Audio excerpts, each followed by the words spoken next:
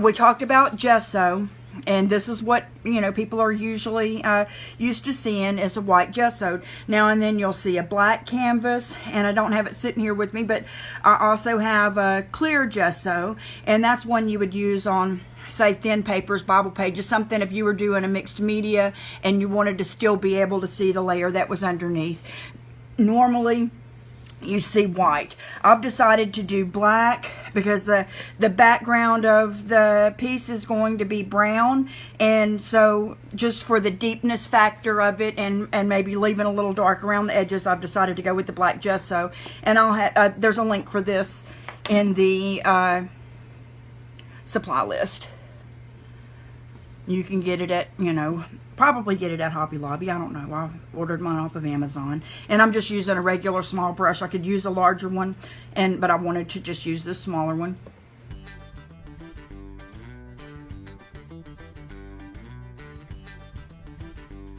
Wanted, you know, some of the wood to show through around the edges. You could try doing that. This is, see these ridges right here? See where I just went over that?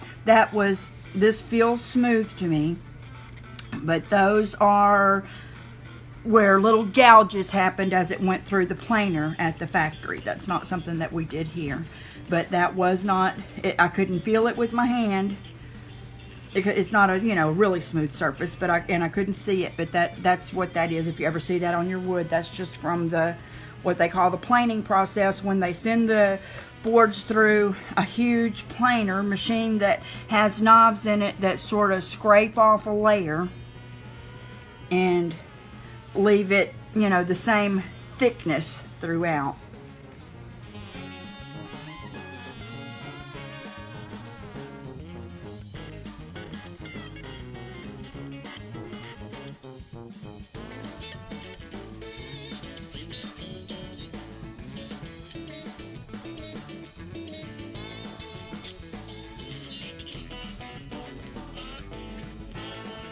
So, like I said, this will be in your supply list. I'm going to let this dry probably about 30 minutes.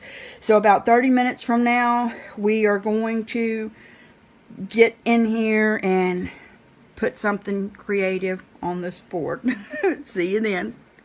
Okay, I'm back, and I'm going to just show you real quick everything that I've gathered together. We're not going to use everything here, but it just sort of shows you the way that my creative process works, and your supply list will have just the just the parts that I used. This is, for some reason, every palette that I own is at work, at my work studio. So I'm recording this from my home studio. So I'm just going to grab a piece out of this Strathmore palette paper. It's nice to have. Emergency palette, there you go. You could use a paper plate, you could use some wax paper, parchment paper, whatever you want to. Slick on this side, not as slick on that side, and it's made for this, so it's not going to bleed through or anything. I've got this little handy dandy gadget because, you know, these are always stuck for me because I don't clean them well enough. You normally, if you're a good girl, you'll wipe around the edge of these containers every time when you get done using it. I forget, so I get what I deserve and they get stuck. And Sherwin-Williams gives you one of these every time you buy a paint. We used to throw them away. Now I no longer throw them away. They are handy gadgets. So I've got, these are my Blick acrylics, of course. You know, those are my favorites. I've got black and white. I'm going to use this palette knife just to mix up my colors. Got some burnt sienna, you know, those are must-haves. And then I know I'm going to do some blue and green sort of in the background. We're painting cotton, by the way. We're going to have some blue and green in the background, so I just grabbed out a bunch of blues and greens because I don't know which one I'm going to use yet. Maybe a little teal, you know, I always love to put that in there. And a little bit of the unbleached titanium, because even though we think of cotton as really white, it's not all white all over. It's going to have shadows and dirtiness in there. So have unbleached titanium, phthalo green, turquoise green, yellow green, gold green, cobalt teal, cerulean blue, ultramarine blue, phthalo blue, and then the burnt sienna. And get those out of the way and decide what we're going to do first. I'm going to put out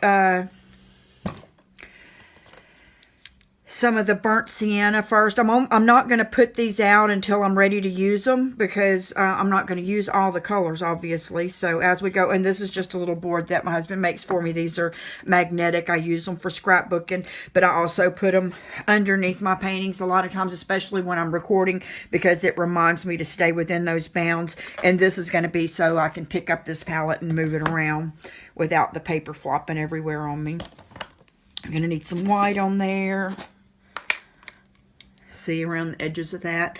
If I would wipe that with a baby wipe when I was through, I wouldn't have near as much trouble. I'm going to put out a lot of white.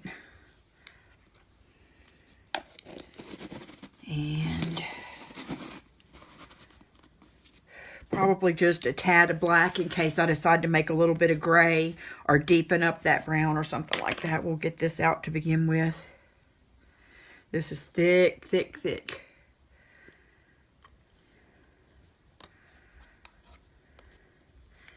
And I always keep an old rag like this to wipe these on. So there you go on that. And what we're going to do first is place the, oh yeah, and I got out, of course, the one I was just using. And I got out just a handful of palette knives and a handful of brushes. I made sure to get some rounds. These are called rounds. Some flats. This is the one I used to put the gesso on with earlier. We have some angles. And somewhere in here, I have a liner for when we do something small in a minute. So there's just, see here, these are just more angles. Teeny tiny angles. Big long angles. More rounds. Flats. So those are just the standard brushes, but I'll sort of call them out. And a lot of them you can't see anymore what the size was on here. So I'll just do my best to tell you what's the closest to it when I get it out. See if I can. And I have my heat dryer, the heat tool. A link to that. At work I have I'm going to go ahead and put out a little bit of this unbleached titanium. This is my favorite color to use for skin tones when I'm not mixing up my own. But and I ran out of my Blick and grabbed this one at Hobby Lobby for $12.74. It's a Liquitex heavy body, but it would have been less expensive if I would have had it with Blick, but I don't. So here we go. Okay, the first thing I'm going to do is mark out, and I'm just going to get, let's see what I can find of the rounds, and get it's kind of a smaller one. I don't want something as small as a liner. Here you go. There's a good one. See, that one's a little bit smaller than that one. That's probably going to be my best bet for now. We'll go with this one. And that is, I ordered this from Blick. I do know that. And I can't read the size on it. So we'll just compare it to my pinky. It's about that size right there. It's less than the length of a dime. I'm going to wet it. I always have my cup of water. Let me show you this. I always use this same cup. I'm going to be brokenhearted if it ever wears out. But I have a cute little candle holder that I keep it in to keep it stabilized. So that's always there.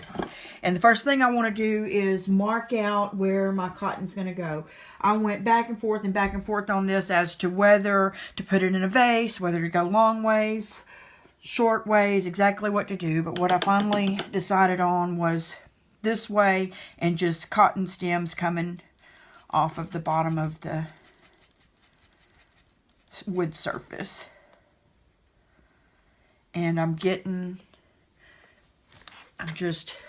wet my brush a little so that I could thin this out, and then you twirl your brush like this to get it more to a point if you need it more at a point, so you can do something smaller. But I'm just getting some on the brush, and we're going to mark out where the cotton's going to go first thing. So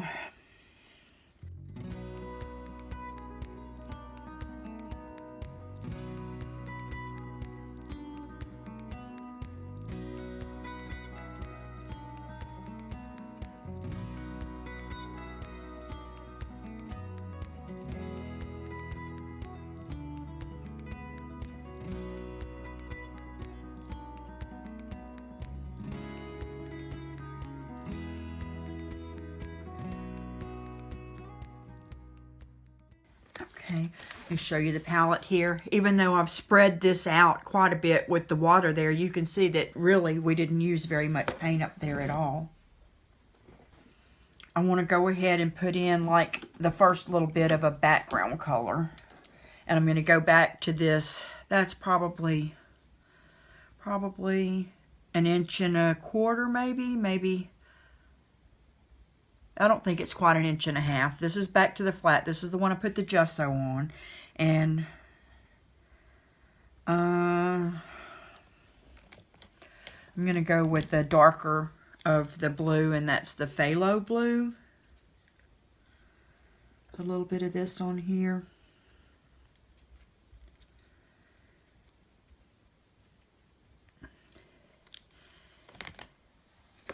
And that's pretty thick. You can see I'm going to wet my brush. I'm going to wet in my paint a little bit. That's a good bit. That's probably more than I should have. But I'm wanting to flatten this out a little bit, because we're not wanting this surface that we're about to work on to be just solid phthalo blue. We're wanting we're going to have, you know, several colors and shades of blue on there. So we're going to grab a little bit of black. That black is so thick. And I'm going to deepen it up over here on this side with that black. Got more black than I thought I got, but that's okay. Or than I meant to get. Ooh, that is almost black, but in reality it's a deep, deep blue. So I don't ruin anything. I'm going to just grab another brush, and I'm just going to grab this angle brush because it's, you know, about 1 inch as well. And I'm barely going to dampen it. I'm going to grab some white. That's probably too much, but grab some of this blue down. So this is still all going to be in the family of the phthalo blue, but go from darker to lighter. As a matter of fact, I think I'm going to see if I can, I don't want to get that on here. How am I going to do that? Let me grab one of these here, and I want to lighten this up just a tad. I'm going to start with the darkest one, and I still had, let me show you this, I still had some of the darker and blacker on my brush, so that's deepening that up, you know, that last color we made a little bit.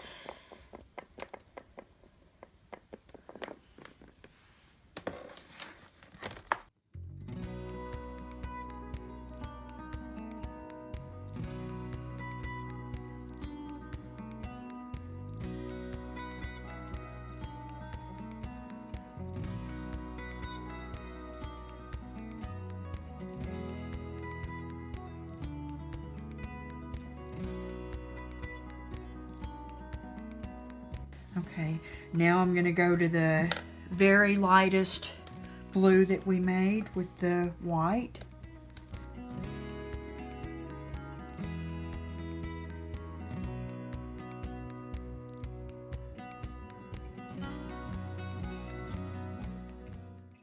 Okay,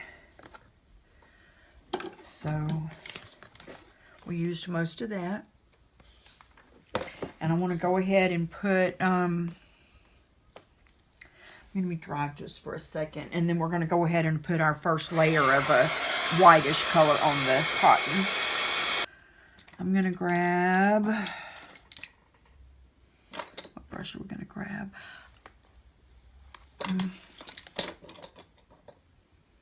This is probably bigger than I need. Well, you know what? Let's use a palette knife. Let's use this kind of round one. And for this layer, I'm going to mix some of this titanium. I'm just going to put it right here where I was spreading out this sienna earlier. And I'm going to grab a little bit of white, a decent amount of white, more white than anything else. Let's see what we can make here.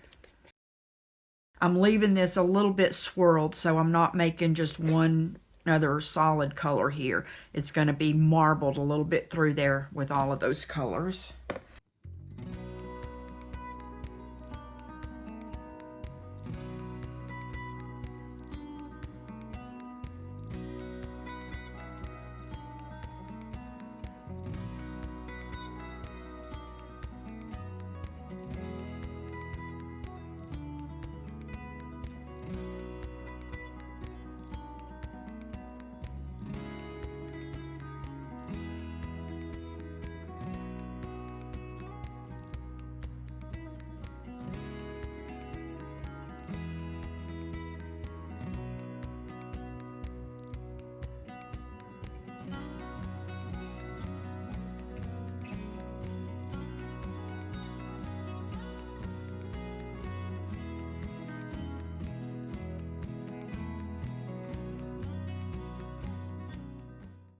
And what I'm going to do, I'm going to still use this, more of the phthalo blue. I'm just going to put it on top of the other phthalo blue we had over here earlier. But I'm going to mix a little bit of phthalo green in with it. Oh no, that's turquoise green. Mercy, mercy, that would have not been what I wanted. Just a little bit. So I'll show you once I get it on the thing. Now with, when you're looking at real cotton, by the time it has blossomed out to be cotton like this, there's really not much green left in it. This is all the stems and the leaves and all that kind of stuff will be brown. But we're going to want a little bit of a depth of green down in there. So here's what I've done. Here's my phthalo blue. Here's my green. I want to stay with the blue tone, but have a little bit of green in there too. And that's probably not near enough paint, but let's see what happens. Here we go. And I put my blob is a whole lot bigger of the green, probably twice the size of the green than the blue. But I'm not wanting this whole thing green, so we'll see what mixes up as we mix. See if I can grab just a tad. Man, this is so hard because a little bit of black goes a long way. That's probably more than we need. I still want this to have a blue tint more than that. Do as I say, not as I do. Don't open your paint with your teeth. My husband gets on to me about that all the time. My teeth are tools. Like it. You like it? I like it. It has that sort of muted tone that our blue did earlier. And we're going to be sloppy with this, and we're going to get it on here. Smarter to move from left to right. So I'm going to start over here.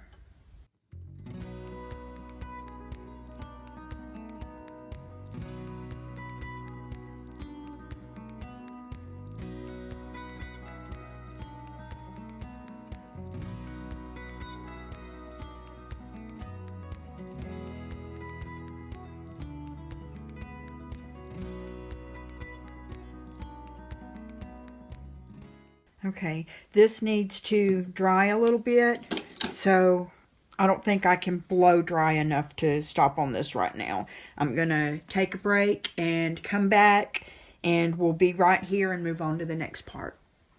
Okay, I misted. You know, I have the mister bottles that I always use. Can't find them. My grandkids were here painting. Don't know what they did with them. I have this old Jane Iredale bottle, and it's got water in it, so I just sort of misted over everything.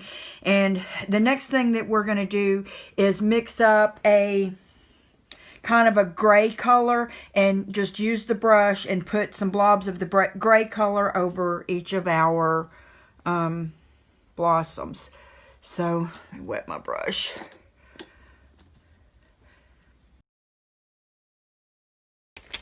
Now you see, I'm just sort of dabbing it to mix it, because we still do want that sort of marbled swirl. This is 171 Filbert, I believe. This is another one that I got from Blick Art Supply. Okay.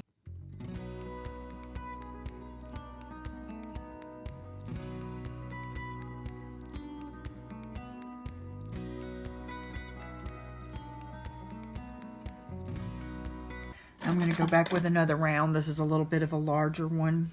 Let's see if we can see what it says. 171 round. And we're going to go in this black, which is just so thick. I'm going to mist it just a tad. Let's see if I can pull out. And it's okay that that little bit of blue's on there.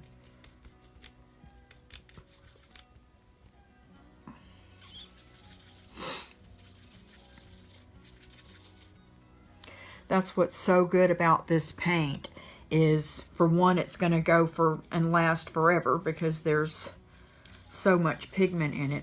But being able to use it thick like that if you're wanting to have it for texture, as thin as watercolor if you want, or get the texture that you want to work on here. We're going to use this black at this point just to sort of place where our stems are going to be. and they'll be sort of the background base for our stems. But, you know, not the stems will be brown later, but in the meantime.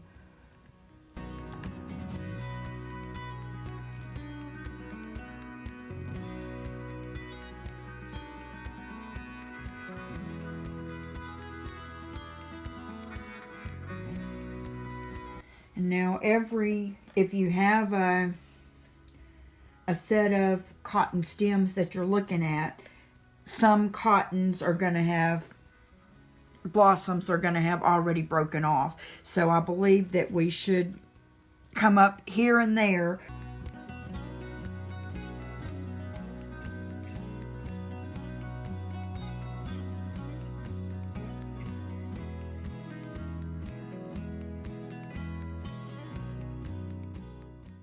Okay, that's done. Boom, done. Not messing with that no more. No more. I'm going to come back over some of these stems with the green blue that we had left and go over the black. We missed it. Even though they would not be green, they would be brown. You know what? Here's what we'll do. We're going to take, I got this big blob of the green brown already, or the green on there already. We're going to mix it with our burnt sienna over here and come out with sort of a grungy browny color. We need more than that. Let's go ahead and lighten it up with that because we got it here. May as well not waste it, right? And we'll add a little more brown to get it brown. But we're gonna get that a little more of that sienna in there. And that should give us plenty. If not, we'll look for some burnt umber, which I didn't get out.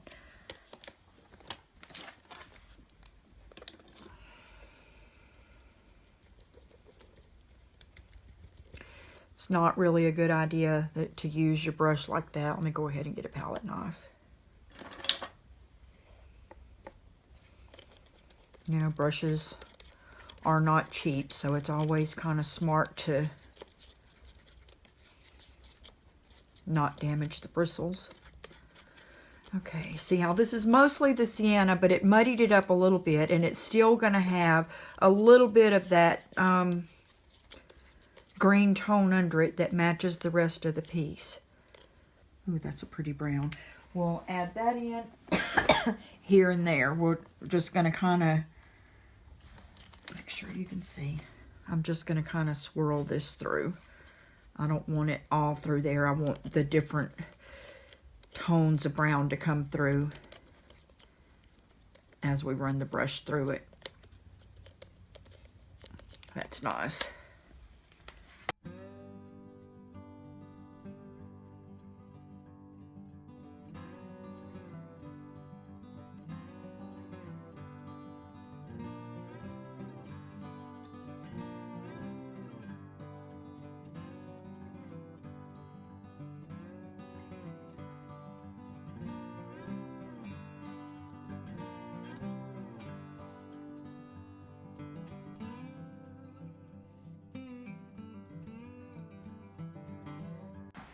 Then I'm going to mix this in with, grab me a bit and lighten it up a little bit. And also come back in with it and do this like on the right hand sides a little more.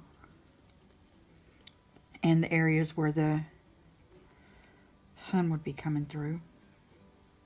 Just a little bit lighter.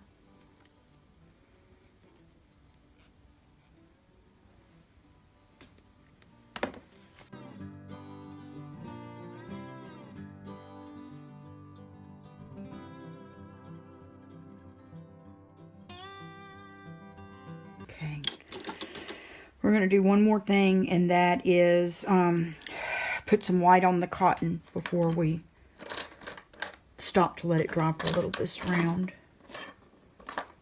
I think I'm going to use this flat. It's a little bit smaller.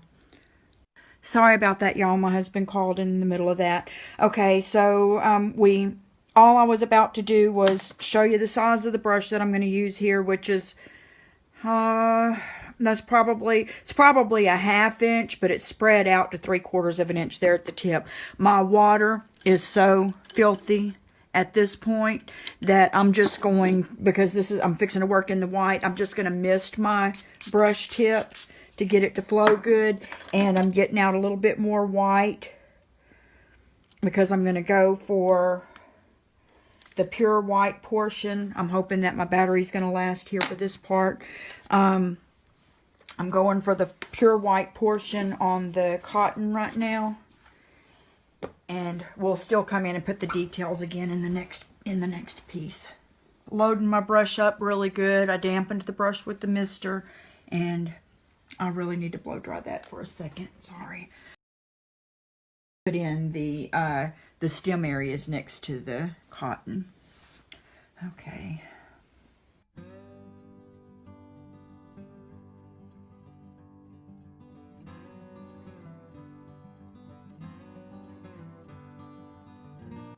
All right.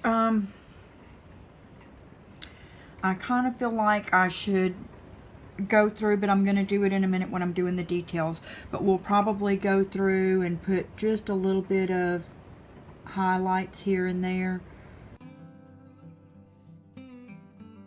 Maybe a little light shining through here.